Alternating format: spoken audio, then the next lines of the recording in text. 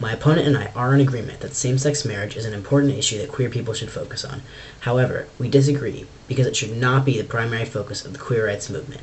Instead, the queer population and their allies should focus on an issue that holds more weight on the well-being of individuals than marriage. For this reason, the queer community needs to focus on passing the Employee Non-Discrimination Act, or the ENDA, which would make it illegal to discriminate based upon sexual orientation and gender identity. First, my opponent argues that the media places extreme emphasis on being in committed family relationships like marriage. However, our culture also focuses great emphasis on having employment. Americans are supposed to pull themselves up by their bootstraps, and social assistance programs have strong stigmas attached to them. It is irresponsible to primarily lobby for marriage equality, which affects such a minority of the population, when all people need some form of income to be able to buy food and pay bills. My opponent states that marriage is a universal idea, and asks that marriage be a lighthouse for other rights.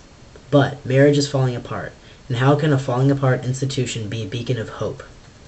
According to the National Census Bureau, in 1970, 74% of Americans were married, but in 2010, that number had dropped to 54%.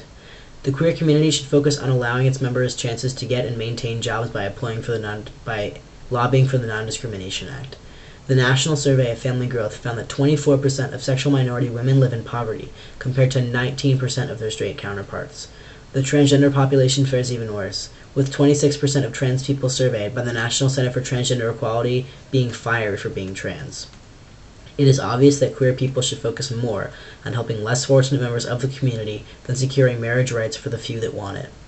The Employee Non-Discrimination Act would not solve all employment and financial issues that the queer community faces, but it would give the queer community more legal leverage with which to fight discrimination.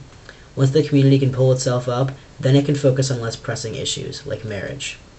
Additionally, same-sex marriage does not include the entire scope of people who identify in the queer community. The inclusion of transgender people in the same-sex marriage debate is incidental, and transgender people are not the only people in the community who are left behind in the same-sex marriage debate. Intersex people would benefit more from the Employee Non-Discrimination Act than the same-sex marriage one. Intersex people have a chance of being counted under gender identity minorities. While many intersex people do not identify as members of the queer community, the two communities do have many needs in common, and the larger queer rights movement tends to leave out the intersex community. For example, the website of the Human Rights Campaign, the largest queer rights organizing group in the country, yields almost 20,000 on-site results for the word gay, but only 8 for the word intersex. That's a single digit. Supporting the passage of the Employee Non-Discrimination Act would not only affect people in a more positive way, but it would send a powerful message of inclusion towards those that are forgotten in the same-sex marriage debates. My opponent also says that marriage prioritization breaks down homophobic ideas that result in hate crimes and discrimination.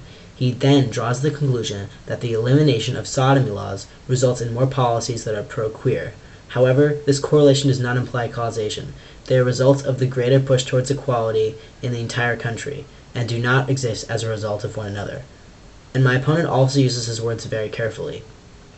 If you'll notice, he states that marriage breaks down homophobic ideas, but he did not say transphobic, because marriage does not help trans people with social stigmas. However, the Employee Non-Discrimination Act has a very clear message of inclusion for trans people, and will break down homophobic as well as transphobic sentiments to help more queer people than just gay men and women. But the final reason that the queer rights movement should focus more on the Employee Non-Discrimination Act is because the same-sex marriage debate is basically won. Just ask Jim Daly, the CEO of Focus on the Family, an evangelical nonprofit which focuses primarily on defining marriage as a traditional union between a man and a woman. When asked about the status of the same-sex marriage debate, Daly stated in a Christian newspaper, quote, "We've probably lost that," unquote. Now, we need to focus the public's focus on the Employee Non-Discrimination Act while there is still momentum in the media surrounding queer rights. According to the Center for American Progress, 9 out of 10 Americans think that the Employee Non-Discrimination Act already exists, and there is overwhelming support for it.